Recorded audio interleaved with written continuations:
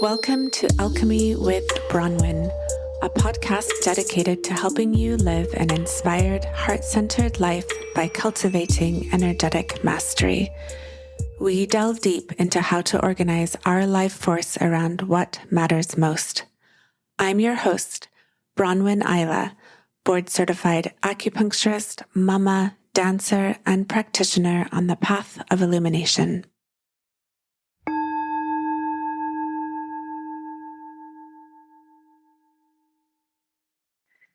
This is Bronwyn Isla coming to you with the seasonal podcast series.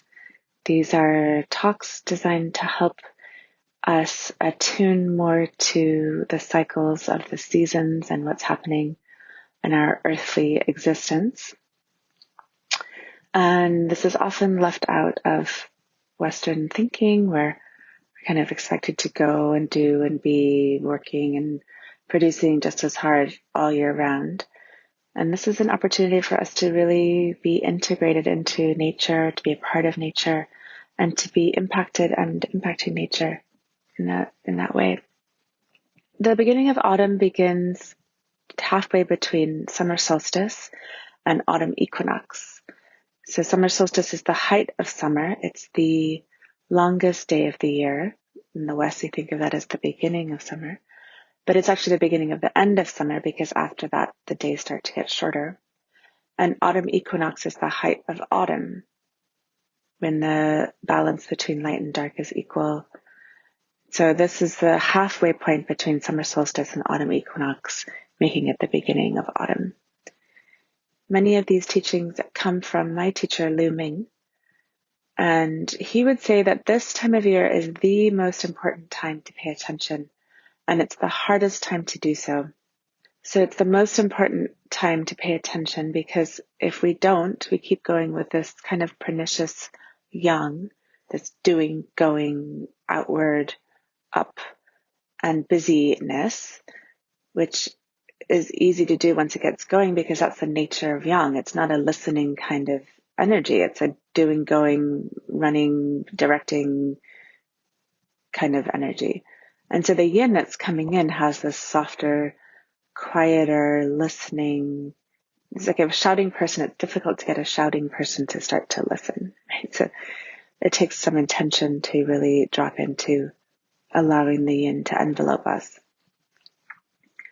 So yeah, Yang's dominant energy needs to be subsided, needs to be directed towards something softer and quieter. And because of this doingness, if we have a really busy summer, it's easy to fail to notice the changing of the light, the increase in the wind, and the garden that's ready to harvest. This is especially true for people living in more tropical or in California, where it can actually get very hot this time of year, but the heat is not the same as the qi. So the weather report is not the same as the qi report. The qi is what's actually happening rather than the temperature. It doesn't need to be a harsh kind of renunciation of in the autumn. It's simply a quiet directing the qi from outward to inward moment. And a lot of these teachings, it's really vital that we keep these teachings alive for the next generation. And it's a way we can take care of each other and take care of our planet. Seasonal wisdom is all but been forgotten with the onset of machinery, artificial lights, industrial agriculture. So the energy that's happening right now is that of gathering in, repair, reviewing, and conserving. It's not as busy as summer. It's a slowing down. And it's what is preparing us for this awesome stillness of winter, that super quiet 3 months surrounding the winter solstice. So the idea is to start thinking about the work as being completed. And Lu Ming would talk about it as the mind begins to close and floats in and downward as the yin envelopes us.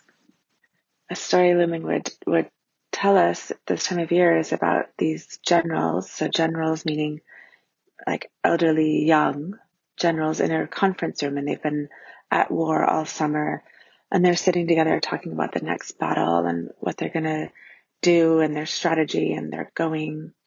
And out of nowhere, someone's granddaughter runs into the conference room yelling, "Grandpa, Grandpa." And all the generals turn to look at her. So that granddaughter is the little yin that was birthed at summer solstice.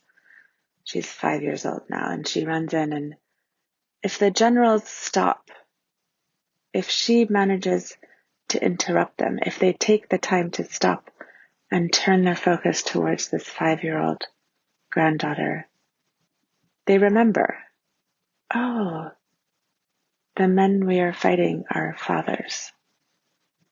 Oh, wouldn't it be nice to spend some time with family, to have some time to be with my granddaughters? Wouldn't it be nice to slow down? And what is it that we've been fighting for? We've been fighting for a time to actually stop and rest. That's what all this doing and busyness of the summer has been about, so that we could actually enjoy our lives. So even this old, eloquent young can be unseated by little girls. It's like the balance of power, this turning from big warrior, general, manly focus to, oh, the little 5-year-old girl. And generals pay attention, then this potentially pernicious young, like this going and going and going, and now the generals actually want to become the emperor, and they want to like rule over, and that's like the liver wants to become the heart, right? The heart's the emperor, not the. If they actually surrender to this oncoming small yin, there's health in the body. The emperor gets to reign, not the general. The emperor is the heart, and the quietness starts to seep in. However, the granddaughter runs in, "Grandpa, Grandpa," and the grandpa apologizes. "Oh, I'm so sorry for this interruption of my granddaughter." He treats her as an embarrassment and kind of pushes her out the door so they can get on to their very important strategizing. That is the malignant young. That is the way, what we see in the leadership of the country, of the US and many other countries, where there is just simply a pushing, a going, a doing. Little girls are an embarrassment. It's not important. The really important things are what's happening with the men. You get the idea. So we need to calm down the ambition and the pernicious heat and that intense direct focus with this blossoming yin wisdom of the granddaughters. With this mindfulness that comes in with the autumn, there is the possibility of regret embedded in this kind of yin sensibility. The generals can really wonder, like, what have I been doing killing all of these men? What have I been doing running around? I've missed, wow, she had a birthday. I forgot about this birthday while I was off warring.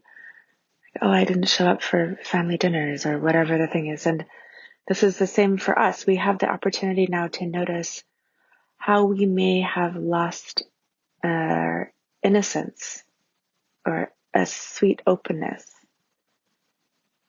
an undefended heart. How have we armored ourselves to keep going with this ambitious summertime doingness? And how can we stop back and find a more humble, open, undefended heart as the center place of our lives? The Neijing, which was written to maybe 200 BC, maybe older, says, "The 3 months of autumn are called the period of maturation and harvest. The growth of the summer has completed all shapes. What has ripened is gathered in. People, like all phenomena, should follow the seasonal qi to preserve vitality. The wind pervades autumn and clears away all dullness. One should retire early, avoiding the night winds, and rise early in the morning to enjoy the crisp autumn air. We should keep the shen, or the heart, calm, or the mind, the breath regular, which is the lung, and practice neidan. The energy should be turned inward, and one should avoid anxiety and impulsiveness. In this way, no harm comes to the lungs, which is the metal element. if our progress has been really successful since the spring, right? If we've been like, oh, I did all these things and I wrote the book and I blah, blah, it's easy to forget that there is a need to stop and rest. It's actually wonderful to have this reminder in our midst of our busy doingness to remember to slow down this river of ambition and take some time to harvest the fruits of your spring ideas and summer labor and actually enjoy the sweetness of them. This is a wonderful time to actually stop and enjoy and slow down. And the idea is when we cut down these fruits or harvest in the cucumbers or the pumpkins, what we harvest is cut off from the vine or the tree. So it no longer has availability to that nourishment. It can't keep expanding and growing and doing. It now is time for it to be ingested and nourish our bodies, not keep growing and expanding and doing. This is the nourishment time. It's the time to stop. Not totally stop. We'll stop when we get to like November 9th-ish, when it's actually the beginning of winter, but this is the time to harvest and complete all the projects. Not the time to plant new seeds or have new ideas or start new things. So any projects that you started in the spring, complete them now. Take the time now to finish all of the things and begin to simplify your life in preparation for the winter months ahead. So storing resources, harvesting and storing the resources. And this is traditionally when we do all the canning, right, of the vegetables, we start to dry the apricots. We find ways to take this beautiful bounty of the summer and the autumn and keep it for us for the winter. This is also a wonderful time to take any abundant financial resources and freeze them in an account, a retirement account, for example, to save them for our winter months or our winter years of our life, the later years of our life. Store it, freeze it, save it, so it can nourish us when it gets to be a quieter time, when there's less abundance. And beginning to edit down to essentials means, okay, so when we harvest a crop of peaches, for example, we don't want to bring in the rotten peaches and pickle them or drown them in the same jar as the ripe ones that are beautiful and squishy and ready to eat. It's important to sort out the rot from the good. We don't want to harvest in the bugs or the weeds or the sticks or the leaves, only the fruit. This is the time to go through all of your possessions and get rid of everything that is not essential. It's go through all the kitchen things, get rid of all the random specialty items, all the herbs that have been sitting there for 7 years that are dried and no longer beneficial, all of the extras that have somehow made their way into your house. Let those all go. This is in preparation for a deep, quiet stillness for the winter, a non-doingness in the winter. There's no opportunity like wintertime to nourish the yin. It only comes once a year. So now is the time to prepare for that stillness, that it can actually be that stillness.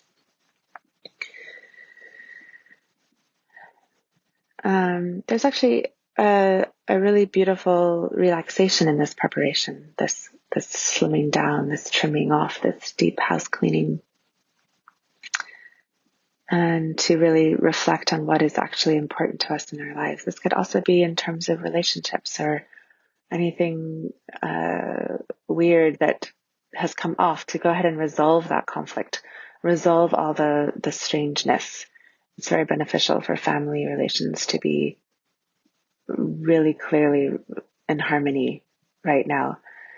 In ancient China, this is the time when executions took place, where they would go into the jails and be like, okay, all these prisoners, time to go. And they would kill everybody.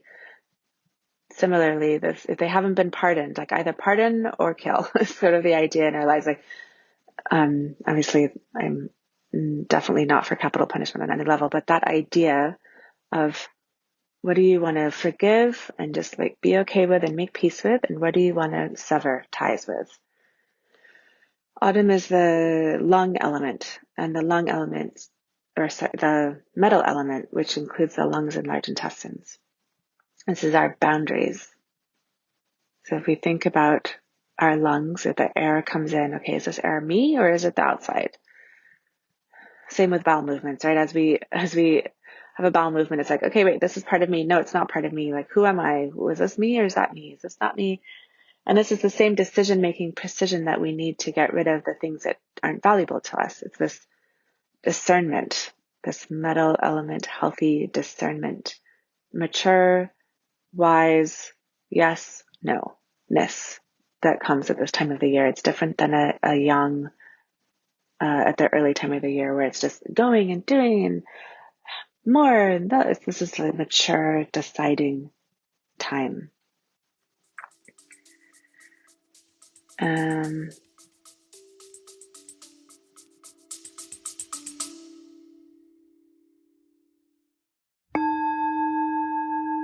You can support this podcast and the work that I do with a monthly membership starting with as little as $3 a month. Higher subscription rates give you live weekly calls with me, which include video content. The biggest reason to support this work is so I can continue to make this transformative content for people everywhere in a sustainable way. Please go to bronwyn.love to find out about support options. That's BRONWYN.love.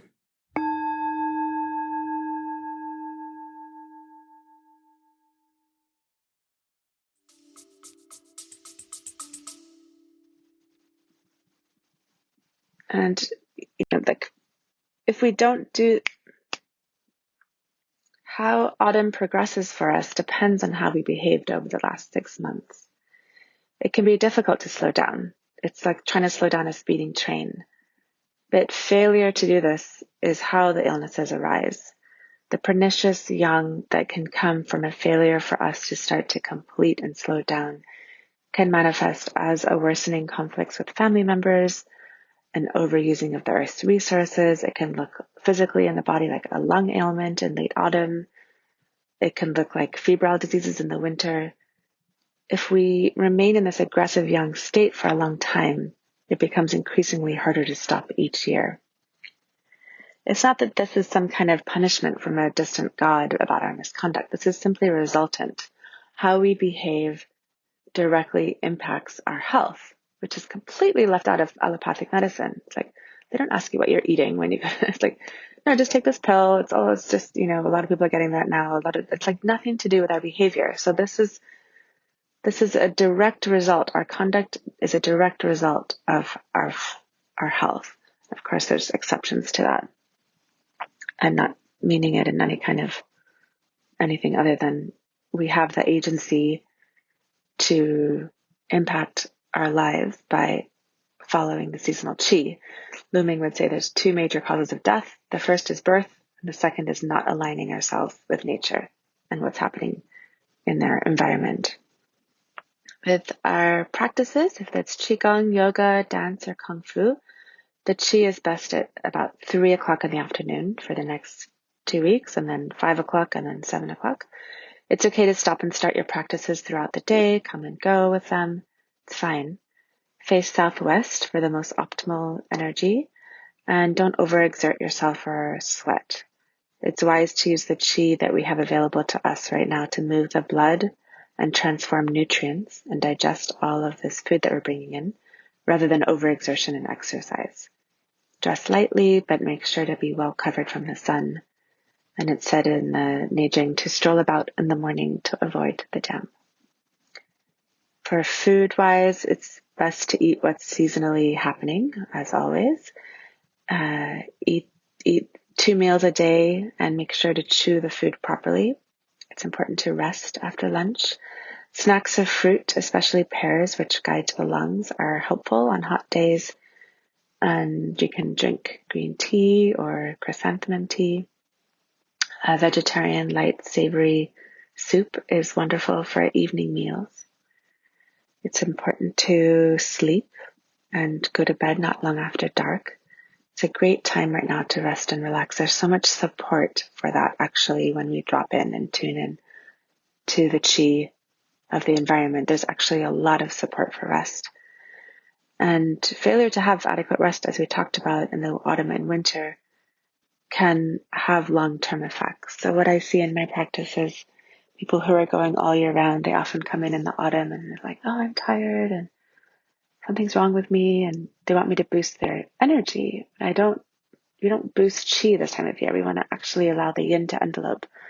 So when we boost chi this time of year by drinking too much coffee, by taking herbs that just help us keep going, what it does is every year we have a little bit more insomnia, or every year a little more neurotic, or just a little harder to calm down, a little more low-level anxiety, and it becomes a little more severe every year and slightly more difficult to treat every year.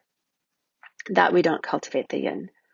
Nourishment, rest, and deep reflection are what we need. There's an unparalleled opportunity right now to harvest a yin from our environment, to allow this yin to actually take the shape in ourselves. And taking this time to reflect is part of being a human being. Like, if we only like the outward going party and not the quiet middle of the night, contemplative, wondering what we're doing with our lives moments, we're out of balance. Human being is not simply to go and do. It's ghostly behavior actually to just be out, not listening to the inner self. So in order to actually be in the fullness of human-like behavior, of being a mensch, of being a human being, we need some withdrawal and some quietness and some self-reflection and some sitting in the unknown. This is what actually causes yang to finally succeed, is simply the deep listening of yang. So you could think if there's a shouting, going maniac, right? At some point they're going to just lose steam, and then they'll notice that there's a whole bunch of 5-year-old girls sitting quietly watching them. It's a kind of embarrassment actually to be this outward going doing when you notice that there's a quiet, calmer softness available to us that's indicated in the chi everywhere, this quiet, observant energy. The investigation of yin in Taoist alchemy is profound. It's unparalleled in India or Tibet, or it's like there's a particular kind of quality of noticing the yin.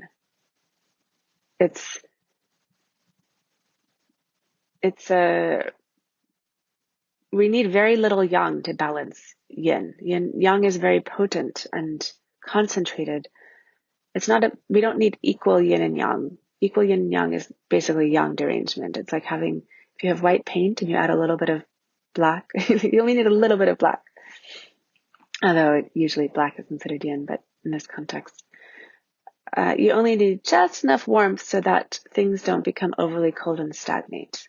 Just enough yang to keep moving through our days. You don't need a ton of yang. It looks like mania. It's crazy. It's liver yang rising. We start running around shouting at people.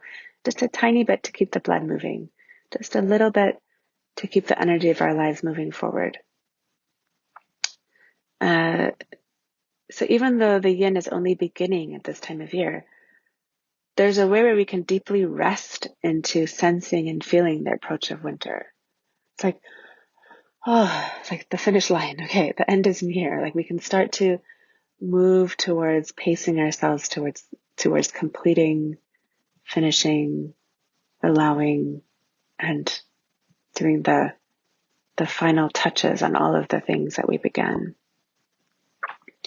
And it's this amazing thing. No matter how much the planet has misconducted itself the entire year, or in our case, quite a few thousand years, the yin still comes. She still starts rocking up with her quiet wave of stillness. It's like it's still going to happen whether we pay attention to it or not, and fry our nervous system or actually allow in that nourishment. She's still coming in. So there's something very, very comforting to me about thinking about it in those ways of how the yin just kind of quietly envelopes. Thank you for listening. Thank you for taking the time in your life to slow down and tune into opportunities to really harmonize with the nature and the environment, and just to keep these teachings alive. It's important. As far as a ritual for the autumn, I like to do this every 6 weeks, but especially in the autumn, go through in your altar, like all the things that have sort of started to accumulate, the random things that someone dropped off or left behind or somehow are still there, and the rock that, like clear off the altar completely. And one by one, look at all of your altar items and just decide what is actually no longer needing to be a part of your altar. What medicine upgrades can you do to just allow in a simplicity in your practice, simplicity in your altar, a quietness, a spaciousness, a tuning in. The more spaciousness, less cluttered is a way to go with our lives, and also let that be reflected in your altar space as well. You can start to pass on things that are no longer part of your altar to people who it would mean a lot to receive these items. Keep it clear, keep it simple. Thank you for listening. And I'll be back. You can tune into the autumn equinox. Okay, be well. Blessings on your quiet journey inward and all your time completing your projects.